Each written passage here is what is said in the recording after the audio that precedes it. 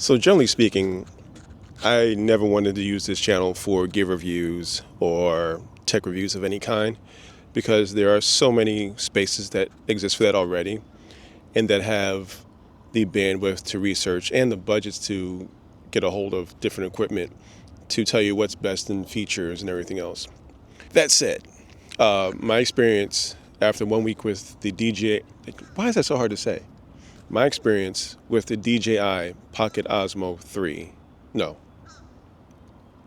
Why are naming conventions for electronics so dumb? So after only 1 week of having the DJI Osmo Pocket 3, I've come to realize that what's most important to me and my creative endeavors is frictionless spaces and frictionless tools to create what I want to create, how I want to create them, whether it's something that's particularly complex or as simple as just talking to a camera.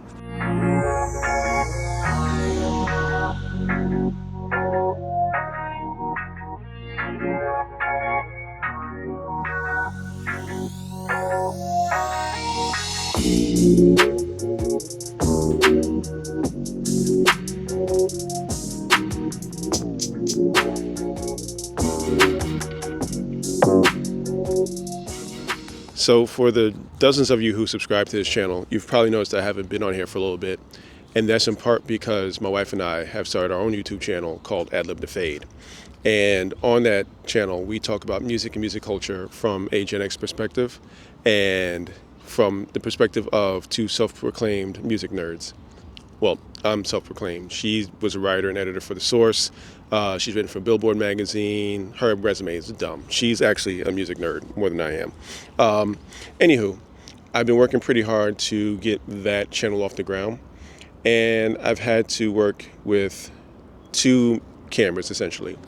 My iPhone 16 Pro and my Sony a7 IV. And I ran into two distinct problems with each of them. So one of the goals that Aaliyah and I had when we created Adlib to Fade was giving the feeling that you were dropping in on a conversation that she and I were having, because we very often do fall into these kind of nerdy pop culture music conversations. And we just want to give that vibe. So we like to film in public as much as possible, most notably at our favorite local cafe, which presents some challenges, namely being or attempting to be somewhat discreet so that you're not disturbing other folks in their time and space in the cafe. So our first episode, I decided to try and use my iPhone 16 Pro, and it got mixed results. One, because of the proximity to the phone, we had to use the wide-angle lens, which is not as high quality as the main lens and has some barreling issues. But more so, I didn't want to rig out my iPhone, which means storing large files, because I was using Apple Log, storing those large files internally. And if anybody at Apple is listening, make it easier to get those files off the phone, because I struggled to get those files transferred over. I mean, it was like, by the time it was done, it was like 300 gigs, because Apple Log is so ridiculously huge. Their files are just nuts. So I had to struggle to figure out how to get the files off of there. Basically, I had to plug in my phone to the Mac Mini and just wait for hours. Let this plane pass. And while we're on the subject of Apple, I also hate the idea of having to buy an external drive when I already paid Apple's exorbitant prices for internal storage. I made a mistake of getting a 1 terabyte iPhone, and I'm realizing now that most of that space is useless, because in order to ever pull video files off of the phone, you have to not put them on there in the first place. You essentially have to attach an SD card, an external SD, which is just annoying and an added expense. Yeah, don't get the 1 terabyte Apple iPhone unless you just play a crap ton of games. Don't do it for video. It's a complete waste. Figure that out the hard way, but live and learn. Now, as far as the A7 IV goes, it was perfect in terms of picture quality and everything else. The issue was it's a big hulking camera that can draw a lot of attention, and in some cases just get in the way of everybody else's enjoyment of the space. The other issue I ran into was battery. Our show tends to run maybe an hour and a half sometimes, and if you don't have your battery fully charged with a backup, you're going to run into issues. And even then, at that length, you're gonna have to figure out a time to pause and pay attention to what the battery is doing, so that you're not, continue your conversation past the point where the camera is dead and you're just losing, valuable content. Which all those things happen to me, plus more. So, and this, I'll show you some sample footage. So first, we actually had a good shot, but then folks came inside to move the camera. My settings, where my camera set up, I needed to re-rack the focus once I moved the camera. I forgot to do so. So there's a big chunk of that video which is, we'll say, soft focus to be nice. And then once the battery died, I decided to revert back to the iPhone. So I'm now managing color matching two different cameras that are quite different.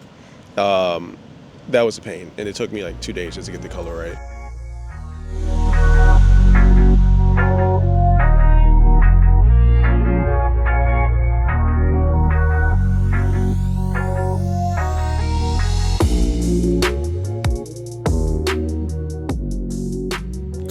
By the way, if it's not painfully obvious, DJI is not sponsoring this video. They have no idea that exists, or probably even care. I will, however, put an affiliate link in the description. If you decide you want to get the DJI, it'll land me a cup of coffee or something. I don't know. The Amazon overlords will determine how much all this effort is worth. So enough about the camera itself. What does this all have to do with the notion of frictionless creativity? Well, if I'm being honest, outside of just working on Ad Lib to Fade, I've been feeling a little stuck with what I wanted to do with this channel, and more so the effort versus the final product. I've been using my A7 IV for the most part, and in terms of figuring out how to shoot, where to shoot, and everything else, it's not a pick up and go situation if you want a certain level of quality. So what does all this have to do with the notion of frictionless creativity? Well, if I'm looking at my history with trying to get this channel and my other channel together, the tools I had to create brought a lot of hurdles and steps and additional things that came along with beyond just hitting record, as so many creators on here like to say, just hit record. But it's not typically that easy. If you have a sense of how videos and photos work, you know that there's a certain level that you want to hit in terms of how the things look and everything else. It's not simply just hit record all the time. If it is for you, that's great. I wish that was more of that. I think that's what this whole conversation is becoming more like that. But I was very much caught up in how the tool worked and how to optimize the tool as opposed to just making the thing. This camera lets me just make the thing and feel relatively confident that I'm walking away with something that's of high enough quality that I don't feel weird putting it out there. Is this as good as my A7 IV? Absolutely not. But it doesn't need to be. And the bonus there is I can use my A7 IV for what I bought it for in the first place, which was photography. I didn't plan on doing a whole lot of videos when I bought that camera. I wanted a solid camera that could take really good photos that I felt good about, and maybe land a few gigs, sell some prints, and awesome. Now my iPhone, I bought that thinking that it could be what this camera has turned out to be, something I can just pick up, shoot, and run with. But again, for a certain level of quality, the iPhone presents a lot of friction, large file sizes, everything I went about earlier. So I ended up not doing that as much. I might make a TikTok with it. I might do something very simple with it. But in terms of actual creation, it became a heavier lift than I cared to put forth. And along with costs and just all of it, I didn't want to do that. With this camera, I can just pick up, run my mouth, transfer it to my phone, put it to the computer, do a very quick color grade, very, very minimal, and put it out into the world, which is the perfect sweet spot for me. So how does that translate to my general creativity? Well, my house is in absolute chaos right now because I have convinced my wife that we should move out of our main bedroom, which is about 350 square feet, a nice size space, into a bedroom that's less than half the size, so we can make that into an office /studio/writing creativity space. I'll show you a bit of that in a minute. And again, it's absolute chaos. I started it yesterday. There's stuff everywhere. Don't judge me, but the vision is there. Now, the reason that I decided that that was a good move is because, again, she and I do a lot of work together. We have a children's book coming out with Simon & Schuster this fall. We've co-written other projects together. We do a lot of creative work together, but we've been doing it in separate spaces for some time now, which wasn't optimal. I ultimately want to have a small photography studio within that same space. I'm gonna get some backdrops and some other stuff. Hopefully some flashes and different things as the budget allows. But having that there and potentially having a space where I can bring in a client or two for portraits or whatever else, that would be awesome. I've spent a lot of time saying I would like to have a studio, but I'm looking at rent and starting a new business and all these other things, as opposed to using the space that I have and just working with that and, again, eliminating that friction. I think I have just enough of a name where I am right now as far as photography goes to garner some clients, especially if I have a professional space that works for them and that's convenient and with essentially very low overhead because I live here. My rent is my overhead. So this is what the office is looking like so far. Again, it's crazy right now, but we have our 2 desks. Got these from Husky. They're actually workbenches. They weigh like 125 pounds a piece, but these will literally be the last desks that we ever own. Bunch of stuff on the floor right now just because straightening things out and bringing stuff to our new super small bedroom.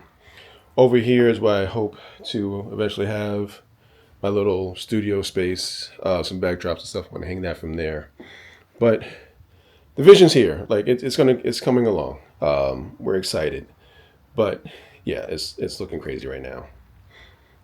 I got a lot of work to do. So things like that, I think, go a long way towards creating more and creating more in a way that doesn't feel like a chore. I'm not a full-time professional, if that's not painfully evident. So have a space to create that feels fun and feels like I'm expressing myself fully and I'm proud of what I'm doing is super important. When it's your full-time living, you got to get the check and you do the best work you can, but it's not always about having fun. It's about doing what the client needs and X, Y, and Z. This channel, the channel I have with my wife, those were not meant to be those things. So let's be as free as we can, find the simplest tools we can to make the things that we really want to make. I hope that all makes sense. Again, I'll put the link to the Osmo and the other cameras and stuff that I use. If this was helpful, let me know. Again, I don't really want to get into doing reviews, but I like the idea of talking about how different tools can help us ease our creativity and make the path to doing things more fun and if hopefully, a little better quality because of it. Otherwise, hope everybody's doing great. Thanks again for the support. And I will talk to y'all soon. And now, sooner than I have been in the past. I hope. Thanks, y'all. Peace.